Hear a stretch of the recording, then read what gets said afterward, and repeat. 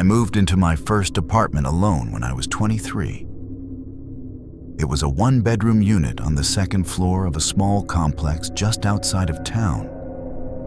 The rent was cheap, the neighbors were quiet, and I liked that the balcony overlooked a narrow, fenced-off strip of grass that separated my building from the one next door. It wasn't much of a view, but it gave me a sense of space. The first week was uneventful. I was busy unpacking, starting my new job, trying to build a routine. The only odd thing was the window directly across from my balcony. It was part of the building next door, maybe 20 feet away.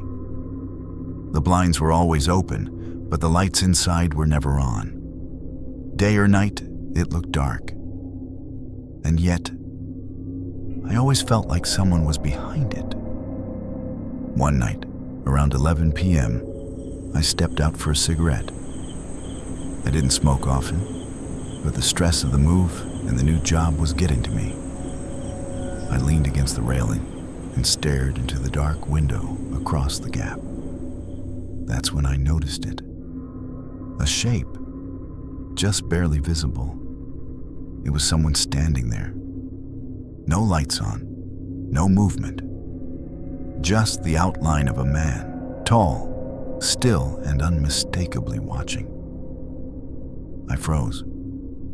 At first, I thought it might just be a trick of the shadows. But the longer I looked, the more certain I became.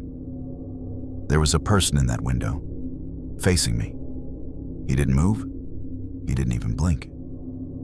I quickly stepped back inside and pulled my blinds shut. The next morning, I told myself it had to be a reflection, or maybe just furniture casting a weird silhouette.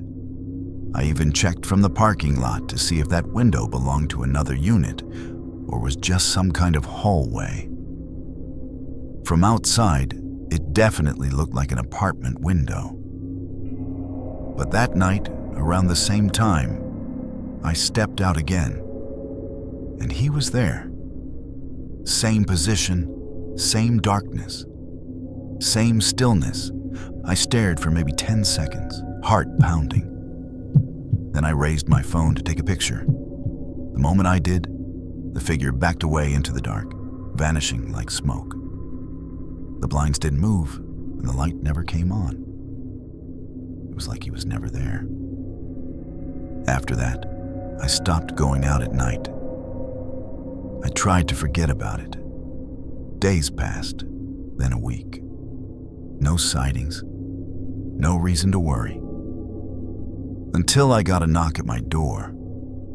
It was a woman in her 50s, looking concerned. She introduced herself as Diane. She lived in the building next door, the one with the window. "I hope this isn't a weird question," she said. "But have you seen anyone in the unit across from yours?" My blood ran cold. I told her I thought I had, a few times. A man, just standing in the dark. She nodded slowly, like she had been expecting that answer. "That unit's been empty for over a year," she said. "Ever since the last tenant disappeared." Disappeared. That was the word she used. Not moved out, not relocated, just gone. Left everything behind. Never picked up mail. No forwarding address. The police had investigated. Nothing was found. The landlord eventually cleared the unit and left it vacant. Diane said she sometimes saw movement through the blinds. Other neighbors had too. But every time management checked the apartment, it was locked. Empty. I thanked her, though I had no idea what to say. I didn't sleep that night. I kept the blinds shut. But I couldn't stop imagining him standing there, watching. A few nights later, I heard tapping. It was faint, rhythmic. Tap, tap, tap. I muted my TV and listened. It was coming from the balcony door. My heart stopped. I tiptoed to the blinds and peeked through. He was there, not in the window, on my balcony. A man, pale face, sunken eyes, just standing inches from the glass, staring in. His hand was raised, fingers curled, gently tapping. Tap, tap, tap. I stumbled backward, grabbed my phone, and called the police without thinking. When I looked again, he was gone. The cops arrived minutes later. They checked the area, shined flashlights over the grass divider, around the building, everywhere. Nothing. No sign of forced entry. No footprints. Just me, shaken, trying to explain something I barely understood myself. I showed them the picture I'd taken, but of course, it was useless. Just a black square. No visible figure. They were polite, but I could tell they didn't take it seriously. Probably someone messing around, one of them said. Kids do this kind of thing. I knew better. This wasn't a prank. After that, I made plans to move. I broke my lease early and paid the fee. It didn't matter. I couldn't stay. On my last night, I decided to look one final time, just to see. I stepped out onto the balcony.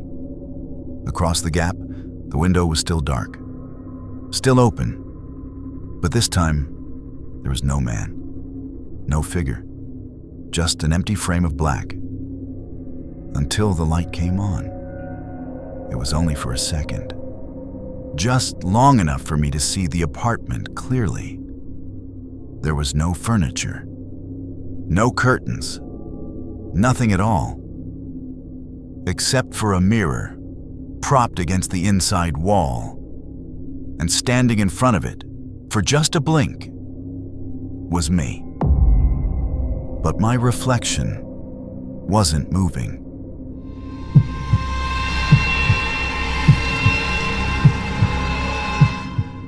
I grew up in a quiet, suburban neighborhood where nothing ever seemed to happen. Everyone knew each other by name. We waved when we passed by, hosted the occasional block party, and watched each other's pets when someone was out of town. It was the kind of place where you felt safe leaving your doors unlocked. At least, it used to be. When I was 15, the house next door was sold to an older man named Mr. Weaver. He looked to be in his late 60s. Gray hair, hunched posture, always wore flannel even in the summer. He never spoke much, just nodded politely when my parents greeted him. He didn't come to neighborhood events, never had visitors, and always kept the blinds shut tight. We didn't think much of it at first. Not everyone's a social butterfly. But there was something off about him, something I couldn't explain. His house had a basement with a small ground-level window that faced our driveway. Most days that window was covered with a thick curtain, but every so often, usually late at night, I'd catch a glimpse of a dim red glow coming from inside, like a dark room, or maybe a heat lamp. I once mentioned it to my dad, and he shrugged it off. Probably just some weird old equipment or space heater, he said. But I had a feeling it was more than that. One night during summer break, around 2 a.m., I was up late playing video games. I paused to get a drink and passed by the kitchen window, which looked out toward Mr. Weaver's yard. That's when I saw him. He was standing in his backyard, facing the woods, completely still. He wasn't moving, not even swaying, just standing there, in the dark. No flashlight, no phone, just him. I turned off the kitchen light and kept watching. After a full minute, he finally walked slowly back toward his house, disappearing through the basement door. The next morning, I checked the backyard. No tools, no garden, no reason for him to be out there. That was the first time I truly felt afraid of him. A few weeks later, my parents left for a weekend trip, and I stayed home alone. I wasn't scared. We lived in a safe area. I had friends nearby. But that Saturday night, around 11 p.m., I heard something strange. A low humming sound. Constant, mechanical, like a generator or old fridge. I opened my window and listened. It was coming from Mr. Weaver's house. Specifically, from the basement. I looked out and saw that faint red light again glowing behind the basement window. Curiosity got the better of me. I grabbed a flashlight and quietly stepped into our backyard, creeping up along the side of our house so I could get a better look. As I got closer to the window, I noticed something I hadn't before. The glass was covered in grime, except for a clean circle right in the center, as if someone had wiped it to look out. Then I heard it, a sound that still gives me chills, a faint scraping noise from inside the basement, like nails against concrete, followed by a whisper. I couldn't make out the words, but it didn't sound like Mr. Weaver. It was higher pitched, desperate, repeating something over and over. I ran back inside and locked every door and window. The next morning, I convinced myself I had imagined it, that maybe I was just tired. Maybe it was a radio or TV. But then came the smell. By Sunday evening, there was a thick, rotting odor coming from the fence line between our houses, like meat left out in the sun. My dad noticed it too when they got home and even walked over to Mr. Weaver's to check in. He never answered the door. Later that night, I woke up to flashing red and blue lights outside. 2 police cruisers were parked in front of Mr. Weaver's house. I crept to the window and watched as they knocked, waited, then eventually forced the door open. They were inside for nearly 2 hours. I never saw them bring him out. Rumors started flying the next day that Mr. Weaver had been taken away quietly, that something had been found in the basement. A week later, a city truck came and boarded up the basement windows. The blinds in the house stayed shut. No one ever moved in after that. Eventually, I asked my dad if he ever found out what happened. He hesitated, then said this: "All I know is the police found a second locked door in the basement, one that wasn't on the floor plan. They never said what was behind it. But I think about that clean spot on the window, that red light, the whispers, and I'm almost certain whatever was behind that door wasn't Mr. Weaver."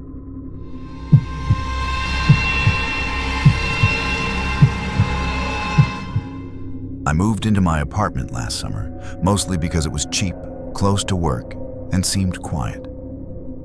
A small complex, only 12 units in total, with 2 floors. I was in 3A, right on the corner of the top floor. The apartment next to mine, 3B, was supposedly vacant. At least, that's what the landlord told me. But on my second night there, I heard footsteps in the hallway outside, right near my door. I assumed it was another neighbor. I peeked through the peephole, expecting to see someone heading down the stairs.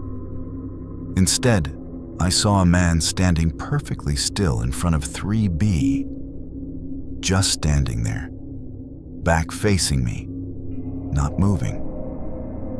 I waited. 1 minute, then 2, then 5. No movement. I walked away, slightly creeped out. A few minutes later, I came back to look again. He was gone. The next morning, I asked Mr. Landers, the landlord, if someone had moved into 3B. "Nope, still empty. Needs repairs, actually," he said, sipping coffee from a chipped mug. "Why?" I told him about the man I saw. He shrugged. Maybe a friend of one of the neighbors? But I noticed a flicker of something in his face, like he didn't believe his own words. A few days later, I heard noises through the shared wall between my bedroom and 3B. It sounded like faint knocking, 3 taps, then silence, then 3 more. I put my ear to the wall. Nothing, just stillness. When I knocked back, there was no reply. Later that week, I heard footsteps in the hallway again. This time, I opened the door a crack. The man was there again. Same spot. Same pose. This time he was facing the door to 3B, hands down by his sides, as if he were waiting for someone to open it. He wore a long coat, even though it was summer. Hair slicked back like something out of an old movie. And he never moved. I didn't open the door fully. I just watched him through the gap. Suddenly, he turned his head slightly. Not enough to see his face fully, but just enough to let me know he knew I was watching. I slammed the door.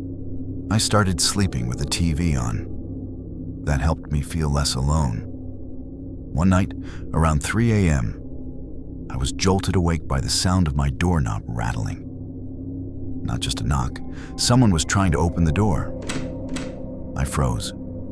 Then I tiptoed over and looked through the peephole. No one was there, but on the door to 3B, there was a fresh handprint. Greasy, dark, too large for any normal person. 5 long fingers, almost claw-like. That morning, I called the landlord again. "You sure no one's in 3B?" I asked. "Because this is getting out of hand." There was a pause. Then he said, "Look, maybe I should have told you earlier. But years ago, a guy lived in 3B. Real quiet type, kept to himself. One day he just vanished, left everything behind. No sign of him anywhere. Cops thought he might have skipped town, but I don't know." "What was his name?" I asked. "Victor Hale." That name stuck with me. That night, I looked it up. There was almost nothing online. Just a small article from 2004. Victor Hale.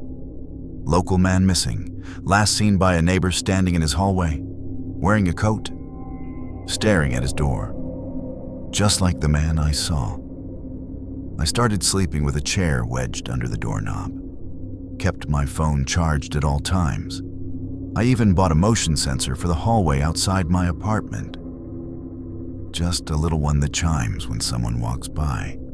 2 nights after I set it up, the chime went off at 2:47 a.m.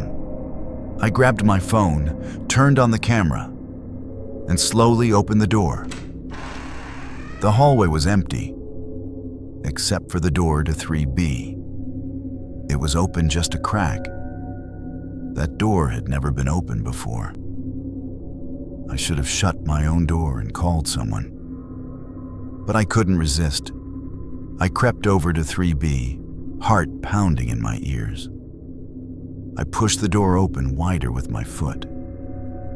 The apartment inside was completely dark except for a faint blue light coming from the far end, like an old TV screen left on. The room smelled musty, unused.